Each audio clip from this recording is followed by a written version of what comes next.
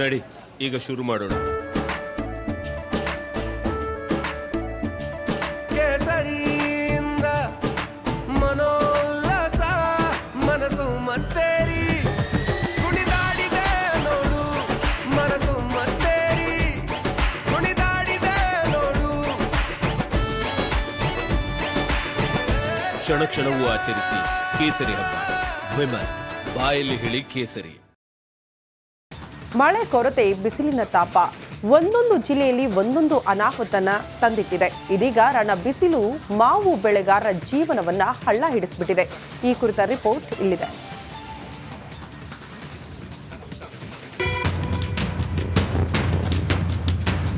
ಕೋಲಾರ ಅಂದ್ರೆ ಕರ್ನಾಟಕದ ಮಾವಿನ ರಾಜಧಾನಿ. ಬೇಸಿಗೆ ಕಾಲ ಮುಗಿದು ಮಳೆಗಾಲ ಶುರುವಾಗ್ತಿದ್ದಂತೆ ಚಿನ್ನದ ನಾಡಲ್ಲಿ ಬಂಗಾರದಂಥ ಮಾವಿನ ಫಸಲು ಬರಬೇಕಿತ್ತು. ಆದರೆ ಈ ಬಾರಿ ಮಳೆಯ ಕೊರತೆಯಿಂದಾಗಿ ಮರಗಳಲ್ಲಿ ಅಲ್ಲೊಂದು ಇಲ್ಲೊಂದು ಹಣ್ಣುಗಳು ಕಾಣಸಿಗ್ತಿವೆ.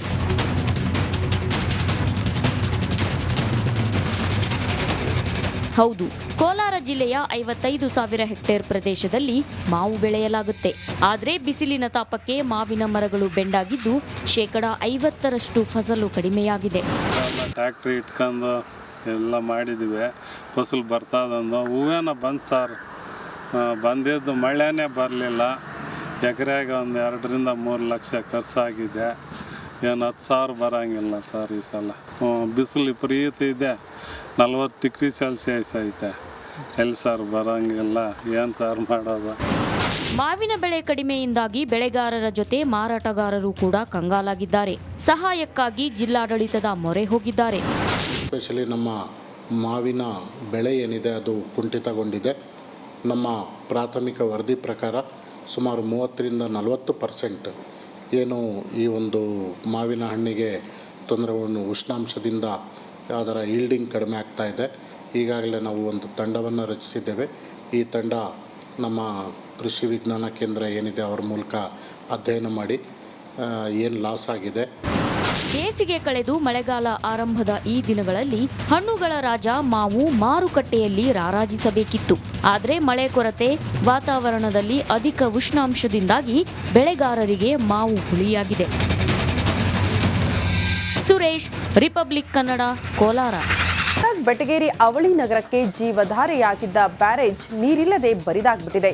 ಜಲಕ್ಷಾಮದಿಂದಾಗಿ ಜನ ಖಾಲಿ ಕೊಡಗಳನ್ನು ಹಿಡ್ಕೊಂಡು ಪ್ರತಿಭಟನೆಗೆ ಇಳಿದಿದ್ದಾರೆ. ಅಷ್ಟಕ್ಕೂ ಆ ಬ್ಯಾರೇಜ್ ಯಾವುದು? ಅದರ ಬಗ್ಗೆ ಒಂದು ರಿಪೋರ್ಟ್ ಇಲ್ಲಿದೆ ನೋಡಿ.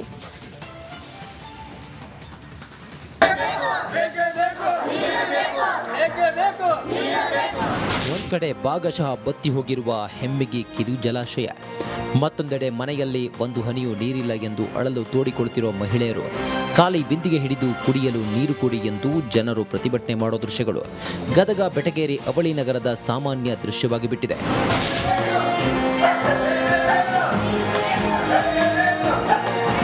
ಹೌದು, ಗದಗ ಬೆಟಗೇರಿ ಅವಳಿ ನಗರದ ಜನ ಕುಡಿಯಲು ನೀರಿಗಾಗಿ ಹಮ್ಮಿಗಿ ಬ್ಯಾರೇಜ್ ಅನ್ನೇ ಅವಲಂಬಿಸಿದ್ದಾರೆ. ಆದರೆ ಇದೀಗ ಡ್ಯಾಂನಲ್ಲಿ ನೀರಿನ ಮಟ್ಟ ಡೆಡ್ ಸ್ಟೋರೇಜ್ ತಲುಪಿದ್ದು ಕಳೆದ 20 ದಿನಗಳಿಂದ ಕುಡಿಯಲು ನೀರು ಬಿಟ್ಟಿಲ್ಲ. ಇದರಿಂದ ನಗರದ 35 ವಾರ್ಡ್ಗಳ ಜನ ಜೀವ ಜಲಕ್ಕಾಗಿ ಪರದಾಡುವ ಸ್ಥಿತಿ ನಿರ್ಮಾಣವಾಗಿದೆ. ಒಳಗ್ರಿ 2 ತಿಂಗಳ ಆತ ನೀರ್ ಬಂದಿಲ್ಲ. ಆಮೇಲೆ ಗಾಡಿ ಬಿಡ್ತಾರ್ರಿ, 4 ಕೂಡ ಬಿಡ್ತಾರ. ವಯಸ್ಸಾದವ್ರು ಹೆಂಗ್ ತುಂಬ್ಕೋಬೇಕು ನೀರ್? ಒಬ್ಬೊಬ್ಬರಿಗೆ ನಡ್ಯಾಕ ಬರೋದಿಲ್ಲ, ಏನಿಲ್ಲ. ವಯಸ್ಸಿದ್ದು ಹರಿಯದವ್ರು ತುಂಬ್ಕೊಂಡ್ಬಿಡ್ತಾರ್ರಿ. ವಯಸ್ಸಾಗ್ಲಾರ್ದವ್ರು ಮನ್ಯಾಗ ಇರ್ತಾರ, ಅವ್ರಿಗೆ ಹೆಂಗ್ ನೀರಿನ ವ್ಯವಸ್ಥೆ ಆಗ್ಬೇಕ್ರಿ? ನೀರಂತೂ ಒಟ್ಟ ದಾಸರಣಿಗಿಲ್ಲ ರೀ. ನೀರ್ ಬಿಡೋಣ ಹೇಳ್ತಾನ್ರಿ, ದಾಸರಣಿ ನೀರ್ ಬಿಡುದಿಲ್ಲ ಅಂತ ಹೇಳ್ತಾನ್ರಿ ಸ್ಪಷ್ಟಾಗಿ. ಪ್ರಕಾಶ್, ಅವನ ಹೆಸರು ನೀರ್ ಬಿಡೋ ಪ್ರಕಾಶ ರೀ ಅವನ ಹೆಸರು ರೀ. ದಾಸರಣಿಗೆ ನಾ ನೀರ್ ಬಿಡುದಿಲ್ಲ, ನೀರ್ ಏರುದಿಲ್ಲ ಅಂತ ಹೇಳ್ತಾನ್ರಿ. ಸುತ್ತಮುತ್ತ ಎಲ್ಲ ಕಡೆ ನೀರ್ ಬಿಡ್ತಾನ್ರಿ. ನಮ್ ದಾಸರಣಿಗೆ ನೀರ್ ಬಿಡ್ಬೇಕಂದ್ರೆ ನೀರ್ ಏರುದಿಲ್ಲ ಅಂತ ಹೇಳ್ತಾನ್ರಿ. ಇತ್ತ ಟ್ಯಾಂಕರ್ ಮೂಲಕ ನೀರು ಪೂರೈಸುತ್ತೇವೆ ಎಂದು ಹೇಳಿದ್ದ ಅಧಿಕಾರಿಗಳು ತಮ್ಮ ಮಾತನ್ನ ಉಳಿಸಿಕೊಂಡಿಲ್ಲ. ಇದರಿಂದ ರೊಚ್ಚಿಗೆದ್ದ ಮಹಿಳೆಯರು ಬೀದಿಗಿಳಿದು ಪ್ರತಿಭಟನೆ ಮಾಡಿದರು. ಗದಗ ಜಿಲ್ಲಾ ತುಂಬ ಇವತ್ತು ನೀರಿನ ಸಲುವಾಗಿ ಹಾಹಾಕಾರ. ಏನು ನಮ್ಮ ಮಂತ್ರಿಗಳು ಮುಂಜಾಗ್ರತಾ ಕ್ರಮ ಕೈಗೊಳ್ಳಬೇಕಾಗಿತ್ತು. ಮುಂದೆ ಬೇಸಿಗೆ ಒಳಗೆ ನೀರು ಬೇಕಾಕ್ಕವು, ಅದನ್ನ ಹೆಂಗೆ ಸ್ಟೋರ್ ಮಾಡ್ಬೇಕು, ಹೆಂಗೆ ಡಿಸ್ಟ್ರಿಬ್ಯೂಟ್ ಮಾಡ್ಬೇಕು ಅನ್ನೋದು ವಿಚಾರ ಮಾಡಬೇಕಿತ್ತು. ಅದನ್ನು ಮಾಡೋದು ಬಿಟ್ಟು ಇವ್ರು ಬರೀ ರಾಜಕೀಯ ಮಾಡ್ಕೊಂಡ್ಯಾಡ್ರಿ. ಇವತ್ತು ನಮ್ಮ ಜಿಲ್ಲಾ ಒಳಗೆ ಇಷ್ಟು ಕೆಟ್ಟ ಪರಿಸ್ಥಿತಿ ಐತೆ ಅಂದ್ರೆ ಎಲ್ಲ ಕಡೆನೂ ನೀರಿನ ಹಾಹಾಕಾರ. ಕುಡಿ ನೀರಿಗಂತೂ ಇದನ್ನೇ ಸಿಗಂಗಿಲ್ಲ. ಅಂಥ ಕೆಟ್ಟ ಪರಿಸ್ಥಿತಿ ಇವತ್ತು ನಮ್ಮ ಶಹರದಾಗಂತೂ ವಿಪರೀತ ಕೆಟ್ಟ ಪರಿಸ್ಥಿತಿ. ಈಗಾಗಲೇ 2 ಬಾರಿ ಭದ್ರಾ ಡ್ಯಾಂನಿಂದ ಹಮ್ಮಿಗಿ ಬ್ಯಾರೇಜ್ಗೆ ನೀರು ಹರಿಸಲಾಗಿತ್ತು. ಇದೀಗ ಮತ್ತೆ ಬ್ಯಾರೇಜ್ನಲ್ಲಿ ನೀರು ಖಾಲಿಯಾಗಿದ್ದು ಭದ್ರಾ ಡ್ಯಾಂನಲ್ಲೂ ಹೆಚ್ಚಿನ ಪ್ರಮಾಣದ ನೀರು ಇಲ್ಲದ ಕಾರಣ ಹಮ್ಮಿಗಿ ಬ್ಯಾರೇಜ್ಗೆ ನೀರು ಹರಿಸಲು ಸಾಧ್ಯವಾಗ್ತಿಲ್ಲ. ಇಷ್ಟೆಲ್ಲ ಸಮಸ್ಯೆಯಾದರೂ ಜನಪ್ರತಿನಿಧಿಗಳು ಕ್ರಮ ಕೈಗೊಂಡಿಲ್ಲ ಎಂದು ಜಿಲ್ಲಾ ಉಸ್ತುವಾರಿ ಸಚಿವ ಎಚ್.ಕೆ. ಪಾಟೀಲ್ ವಿರುದ್ಧ ಜನ ಆಕ್ರೋಶ ವ್ಯಕ್ತಪಡಿಸಿದ್ದಾರೆ.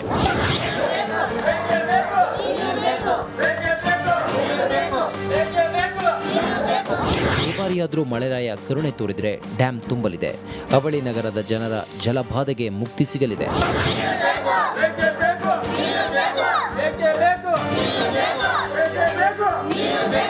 ಮಂಜು ಪತಾರ್, ರಿಪಬ್ಲಿಕ್ ಕನ್ನಡ, ಗದಗ.